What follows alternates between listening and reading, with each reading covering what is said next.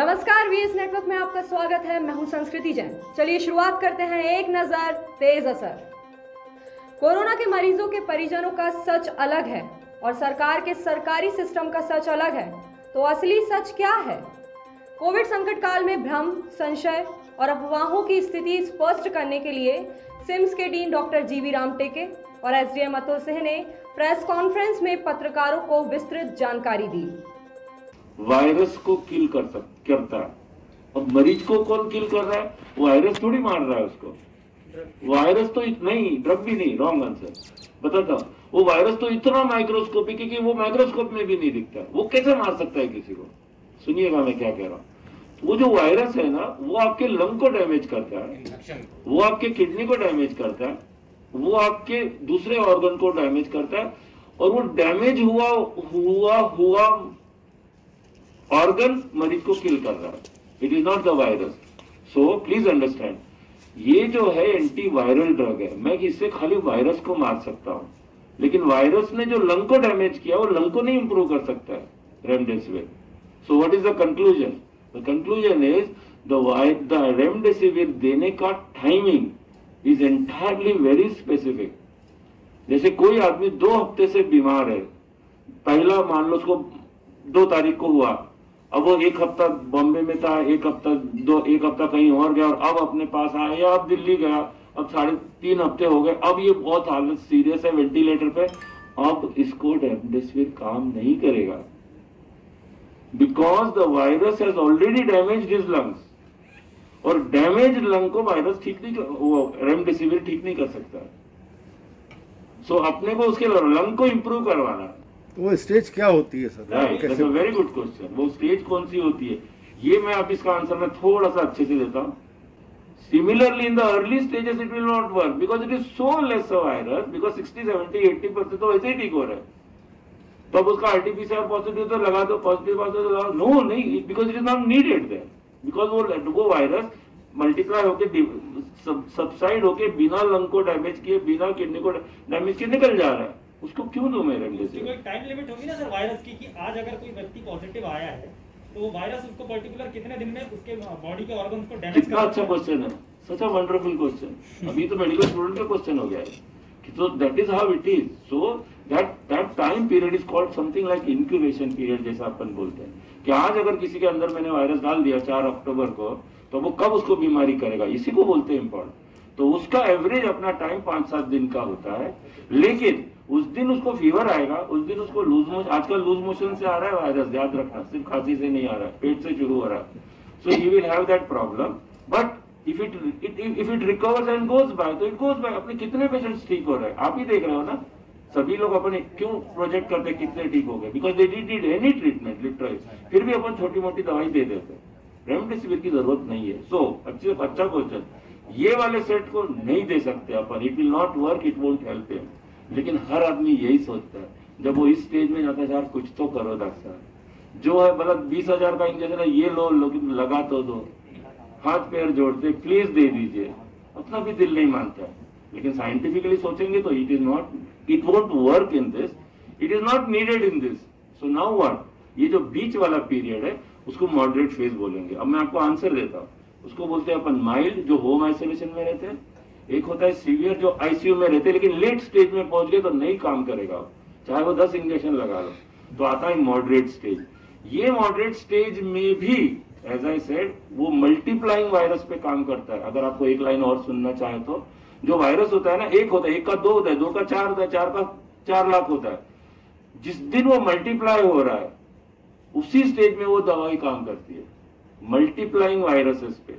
एक बार वो 4 लाख बन गए, अच्छा अब हम तैयार हो गए, अब हम लंग को डैमेज करेंगे, उस स्टेज पे भी वो काम नहीं करेगा। बिल्कुल ये नहीं कहता कि ऑक्सीजन हमारे पास इतनी पर्याप्त उपलब्ध है कि हमें उसके लिए मंगाने के लिए प्रयास ही नहीं करने हैं। हमें सो जाना है कि हमारे पास पर्याप्त ऑक्सीजन है। हमारे हॉस्पिटल में जो हमारा सेंट्रलाइज प्लांट बना है, 13 KL का जो प्लांट है, कल रात में वो भरा गया। पहले वहां हमें 1 KL या 1 टन ऑक्सीजन रोज लगती थी हमारे हॉस्पिटल में। आज हमारे पास 400 से ऊपर पेशेंट हैं, और सारे ऐसे पेशेंट हैं जिनको हमें ऑक्सीजन देना है। डीन साहब इसको बहुत बेहतर तरीके से बता पाएंगे। मैं अंदर वार्डों में कम जाता हूं, डीन साहब ज्यादा जाते हैं। हम लोग बाहर से व्यवस्था देखते हैं साहब, निश्चित रूप से डीन साहब एक आध बार तो अंदर जाते ही 100% पेशेंट को हमें ऑक्सीजन देना होता है। हमारी खपत इस समय 4 से 5 KL पर डे की है अकेले डिस्ट्रिक्ट हॉस्पिटल की। हमारा जो टैंक है वो 2 से ढाई दिन में खाली हो जाता है। साथ ही लगभग 500 जंबो सिलेंडर प्राइवेट हॉस्पिटल में लग रहे हैं जो कोविड के चल रहे हैं, और ऑक्सीजन पूरे देश में इसकी डिमांड अचानक बढ़ी है। तो हम ये बिल्कुल नहीं कह रहे हैं कि हमारे यहाँ कभी ऐसी स्थिति नहीं आई कि हम सो जाएं और ऑक्सीजन के लिए चिंता न करें। हम लोग निरंतर चिंता करते रहते हैं, लेकिन भगवान की कृपा से अभी तक कोई ऐसी स्थिति निर्मित नहीं हुई कि एक भी समय ऐसा 15-20 मिनट के लिए भी आया हो कि ऑक्सीजन नहीं है और इससे किसी मरीज को कठिनाई हुई हो। कल रात में मैं आपको बताऊं कि कल रात में हमारा 10 बजे टैंकर आया, हमने डिस्ट्रिक्ट हॉस्पिटल में उसको खाली कराया। मैं स्वयं उस टैंकर को लेके गया, इमली खेड़ा में कांटा कराया, और मैं 3 बजे रात तक तिगड़ा कामत में जो प्लांट है वहां स्वयं बैठा रहा, और हर प्राइवेट हॉस्पिटल को मैंने 10-10, 15-15 सिलेंडर जल्दी में करके भिजवाए जिससे कोई कठिनाई ना हो। आज हमारा फिर नागपुर से एक टैंकर रवाना हुआ है 3 बजे, और संभावना है कि 9 बजे रात तक आ जाएगी। पिछले हफ्ते में 2-3 दिन के लिए रेमडेसिविर की कमी आई थी, और उसके पहले वो मार्केट में उपलब्ध था, प्रशासन के माध्यम से वो नहीं लग रहा था। लेकिन जब इसकी शॉर्टेज हुई और उसके बाद पिछले 6-7 दिन पहले से शासन ने निर्णय लिया, तो हमारे मेडिकल कॉलेज को नियमित रूप से हर दूसरे दिन वैक्सीन जबलपुर से प्राप्त हो रहे हैं, भोपाल से भी प्राप्त हो रहे हैं। और जो हमने व्यवस्था बनाई है, मैं आपसे कोई यहाँ झूठा ऐसा आश्वासन, झूठी बात नहीं करना चाहता। आपको भी ये पता होगा कि लगभग 500 लोगों को इंजेक्शन रेमडेसिविर के रोज दिए जा रहे हैं। उसकी व्यवस्था हमने जो बनाई है, आप किसी प्राइवेट मेडिकल कॉलेज में पूछ सकते हैं। कई मीडिया साथी हमारे पास उस सेंटर पे भी आए थे जहां से हम वितरण करा रहे हैं, उनको मैंने फोटोग्राफ्स भी दिए हैं। जो हमारे हॉस्पिटल में भर्ती मरीज हैं, वहां से एक फॉर्म गवर्नमेंट ने प्रिस्क्राइब किया है कि डॉक्टर के दस्तखत से वो फॉर्म भरा जाएगा। उसमें बहुत सारी चीजें हैं कि उनके वाइटल्स क्या है, उनके सिटी स्कैन का स्कोर क्या है, उनकी स्थिति क्या है, उनको वैक्सीन लगना, वो रेमडेसिविर का इंजेक्शन लगना आवश्यक है। ऐसे फॉर्म सभी डॉक्टर अपने वार्डों में भरते हैं। वो फॉर्म 3 बजे 4 बजे तक हमारे पास हमारे सेंटर पे आ जाते हैं, और उतनी मात्रा में इंजेक्शन हम उस वार्ड में पेशेंट के भेज देते हैं, डॉक्टर के पास भेज देते हैं, नर्सेज के पास भेज देते हैं, और वहां उनको वो लगा भी रहे हैं। आज तक अभी हॉस्पिटल से, हमारे डिस्ट्रिक्ट हॉस्पिटल से हमें ऐसी शिकायत नहीं आई कि साहब हमारे नाम का इंजेक्शन भेजा गया और हमें नहीं लगा। कोरोना संक्रमण के बढ़ते आंकड़ों को देखते हुए कोरोना चेन को तोड़ने के लिए प्रशासन ने लॉकडाउन को बढ़ा दिया है। लॉकडाउन के दौरान ढिलाई और सड़कों पर बेवजह दौड़ते वाहनों को देख पुलिस कप्तान विवेक अग्रवाल ने खुद चेकिंग की। चेकिंग करने का इरादा बनाया और 15 अप्रैल की शाम उन्होंने चेक पॉइंट्स पर पहुंचकर खुद मोर्चा संभाला।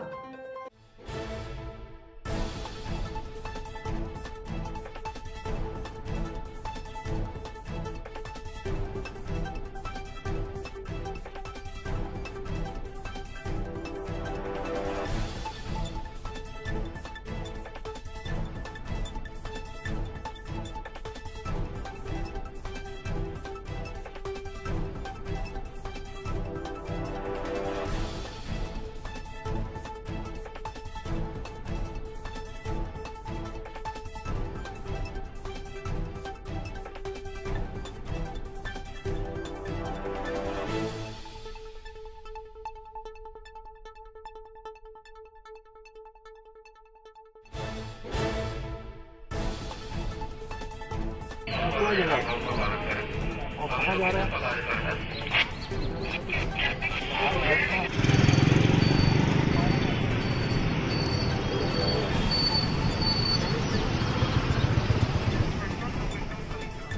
15 अप्रैल की क्लास एक दिन की नहीं थी। एसपी विवेक अग्रवाल ने 16 अप्रैल को भी चेकिंग की क्लास जारी रखी।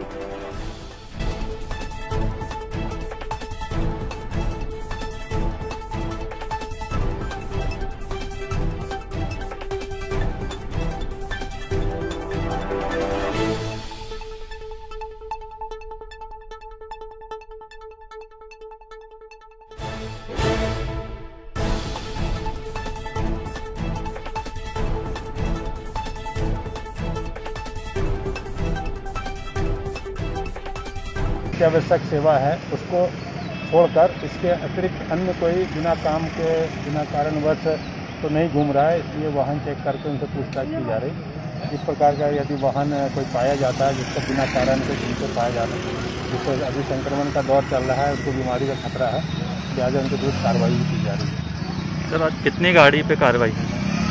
शहर में विभिन्न जगह अलग अलग पॉइंट पर सभी जगह चेकिंग चल रही है। सभी जगह के चेकिंग से आंकड़े एकत्रित करके ही बताया जा सकता है। अभी यहाँ पे 3-4 गाड़ी अभी जब्त किया गया है। कोरोना संकट से निपटने में जद्दोजहद करते छिंदवाड़ा को नेशनल खबरों में तक शुमार होना पड़ा है। कभी संक्रमण के बिगड़ते हालात वजह बने, कभी ऑक्सीजन की कमी का मामला खबर बना, तो कभी रेमडेसिविर इंजेक्शन की कमी, कालाबाजारी और दान धर्म भी। लोकतंत्र के चौथे स्तंभ का अब मौजूदा व्यवस्था और हालातों पर क्या कहना है, एक नजर तेज असर। वर्तमान में जो कोरोना संक्रमण की स्थिति है छिंदवाड़ा में, पूरे देश में ही लगभग एक सी स्थिति है। संक्रमण दर जो है ज़्यादा है, लोगों को घरों में रहने की सलाह है। छिंदवाड़ा में तो लॉकडाउन था जो संभवतः आज खुल जाना था, लेकिन उसे बढ़ा दिया गया 19 तारीख तक, जो भी प्रशासन के कारण है। प्रशासन इसकी मुस्तैदी से पूरी तैयारी और सामना कर रहा है। सारी तैयारियां की जा रही हैं, जो कुछ कमियां रह जा रही है उसे भी पूरी करने में प्रशासन पूरा सहयोग कर रहा है। कुछ कमियां जो प्रशासन के सामने नहीं होती है, वो पत्रकार समूह मिलकर प्रशासन के सामने लाकर प्रशासन से चाहता है कि वो त्रुटियाँ, वो कमियां पूरी की जाएँ। संक्रमण को रोकने के लिए अभी खासे अच्छे प्रयास किए गए हैं और काफ़ी कंट्रोल में भी है अभी। जैसे कि कल 187 मरीज, लगभग 187 मरीज स्वस्थ होकर अपने घर लौटे थे। 61 मरीज ऐसे थे जो गंभीर अवस्था से नॉर्मल कंडीशन में वापस आए थे और 76 करीब पॉजिटिव भी आए थे। कोरोना को देखते हुए जो अभी यहाँ महामारी चल रही है, छिंदवाड़ा में भी कई चीज़ों की किल्लत हो रही है जो हम बार बार उठा रहे हैं और उम्मीद है कि शासन और प्रशासन स्तर पर यहाँ पर जैसे रेमडेसिविर इंजेक्शन है और जो टीकाकरण है वो बहुत तादाद में लगाया जा रहा है और जहाँ छोटी मोटी घटनाएं अगर हो रही तो प्रशासन को हम अवगत कराते रह रहे हैं। ऑक्सीजन जिस तरीके से पूरे भारत में कहीं ना कहीं कमी हो रही है, तो हमारा ये प्रशासन से यहाँ अनुरोध है कि यहाँ किसी तरीके की ऑक्सीजन की कमी ना हो, सभी को पर्याप्त मिल सके और यहाँ जीवन दान जो सबसे बड़ा बन गया है उससे लड़ाई एक आम आदमी की ना हो। और जेनरिक मेडिकल स्टोर खुलने के लिए भी हमने प्रशासन से गुहार की है, क्योंकि यहाँ पर ऐसा तबका भी रहता है जो निम्न वर्ग से आता है, जो बहुत महंगी दवाइयाँ नहीं खरीद पाता। तो हमारा प्रशासन और शासन से ही निवेदन है कि आम जनता की जो ज़रूरतें हैं उनको देखते हुए वो यहाँ निर्णय ले और बेहतर स्थिति कर सके, ऐसा हमारी उम्मीद और आशा है। शासन और प्रशासन बहुत मुस्तैदी से लगा हुआ है। छिंदवाड़ा जिले में जो स्थिति इस समय उत्पन्न हुई है, ये सभी हर जगह पर यह स्थिति उत्पन्न हुई है कि एकदम से विस्फोट जो हुआ है कोरोना को लेकर के, उस लिहाज से देखा जाए तो छिंदवाड़ा की स्थिति काफ़ी अच्छी है। उसको बहुत अच्छे से यहाँ के लोगों ने हैंडल कर रखा है। शासन प्रशासन का हम बहुत बहुत धन्यवाद व्यक्त करते हैं कि उन्होंने अपनी मुस्तैदी से इस चीज़ को मद्देनज़र रखते हुए इस पे नकेल कस करके रखा है। और शासन प्रशासन की तरफ से जो ऑक्सीजन सिलेंडर की जो भी प्रॉब्लम हो रही थी, उस प्रॉब्लम को भी दूर किया है। बेडों की भी प्रॉब्लम जो हो रही थी उसको भी दूर किया है। तो ये काफ़ी छिंदवाड़ा में अब ऐसी कोई परिस्थिति नहीं है जो जिससे लोग पैनिक हों और घबरा करके ट्रीटमेंट के लिए इधर उधर ना भागे। कोरोना को लेकर क्या कहते हैं, बहुत गंभीर स्थिति है छिंदवाड़ा के अंदर। प्रशासन अपनी तरफ से तैयारियां कर रहा है और कोशिश ये कर रहा है कि किसी भी प्रकार की अव्यवस्थाएं ना हो। जो चीज़ की कमियां लग रही हैं उसकी आपूर्ति में लगातार सतत प्रयास कर रहा है। फिर भी बहुत सी कुछ चीज़ों को लेकर आपाधापी का माहौल बना हुआ है और उसमें एक मेरा सीधा ये कहने का मतलब है कि लोग घबराएं ना उस चीज़ को लेकर और नॉर्मल तरीके से उसको एक्सेप्ट करें जो कुछ भी है, क्योंकि सारी व्यवस्थाओं को करना है, लिमिटेड व्यवस्थाएं हैं और उसी बीच ये महामारी का दौर है, तो हमको पेशेंस के साथ रहते हुए अपना और अपने परिजनों को ख्याल रखना है। पूर्व मुख्यमंत्री कमलनाथ ने और जिले के सांसद नकुलनाथ ने भी कोरोना संक्रमण के मौजूदा हालात पर चिंता व्यक्त करते हुए मुख्यमंत्री शिवराज सिंह चौहान को छिंदवाड़ा जिले में स्थितियों से अवगत कराया है। इसमें कोई दो राय नहीं कि बतौर जनप्रतिनिधि पूर्व सीएम कमलनाथ छिंदवाड़ा को लेकर हमेशा ही फिक्रमंद रहे हैं।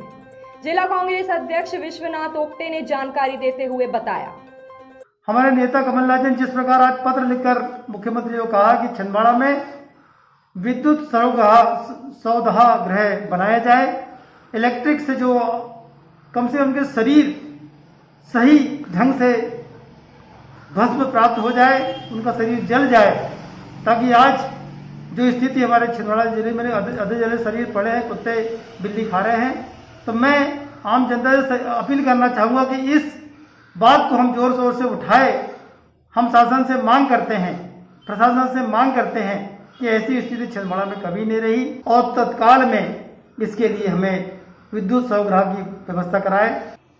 हम पूरी टीम के साथ शासन को सहयोग करने, प्रशासन को सहयोग करने आपदा प्रबंधन समिति की बैठक में उपस्थित हुए। वहां पर प्रभारी मंत्री जी ने जब बैठक ली, हमने खुले मन से कहा कि आज छिंदवाड़ा में त्रासदी का दौर चल रहा है, कोरोना का बहुत ज्यादा प्रकोप है। हम विपक्ष के लोगों से आप जो सहयोग चाहेंगे हम पूरा सहयोग करेंगे। वहां उन्होंने जो आंकड़े दिए कि छिंदवाड़ा जिले में ऑक्सीजन की कमी बिल्कुल नहीं है। साथियों, माननीय कमलनाथ जी को जब हमने जानकारी दी तो माननीय कमलनाथ जी, नकुलनाथ जी ने उसी रात ऑक्सीजन की 15 टन का टैंकर कल भिजवाया।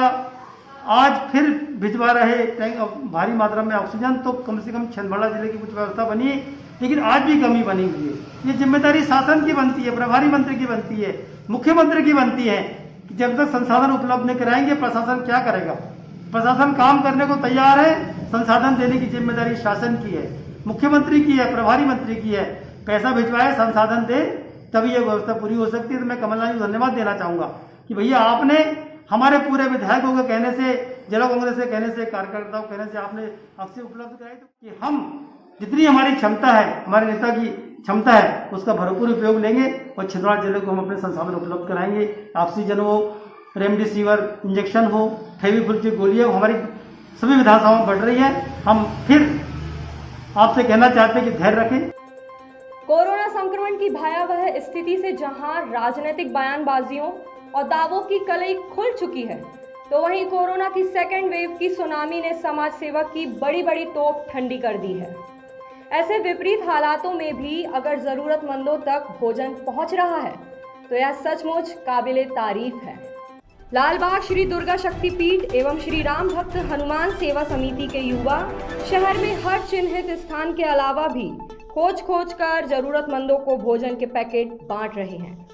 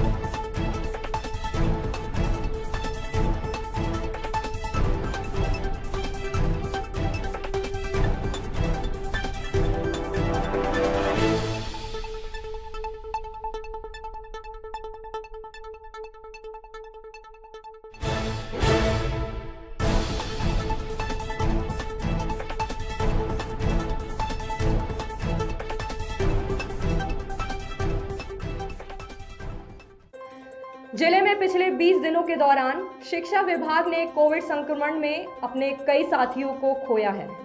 ऐसे में एक अच्छी पहल की उम्मीद तो सरकार से थी जो पूरी ना हुई, लेकिन टीचर्स वेलफेयर सोसाइटी ने अपने शिक्षक साथी की मृत्यु पर परिजनों को ढांढस बंधाया और 62,000 रुपयों की सहायता राशि भी प्रदान की है। ईश्वर ने दया की संवेदना इंसान को ही दी है। स्वार्थ की नेतागिरी से परे इंसानियत जिंदा है, यह भी एक सच है।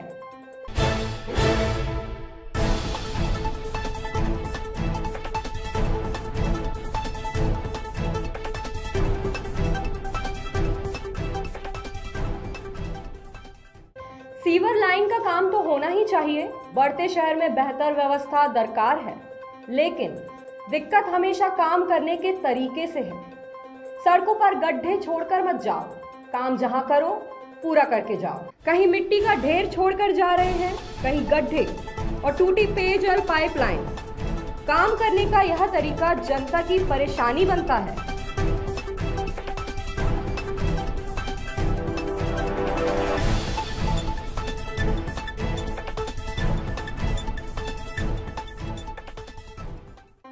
बुलेटिन में आज बस इतना ही। जाने से पहले आपसे फिर से एक बार अपील है कि मास्क जरूर पहने, हाथों को बार बार सैनिटाइज करना ना भूलें और सोशल डिस्टेंसिंग का पालन करें। घर पर रहें, सुरक्षित रहें। इसी के साथ हमें दीजिए इजाजत। नमस्कार।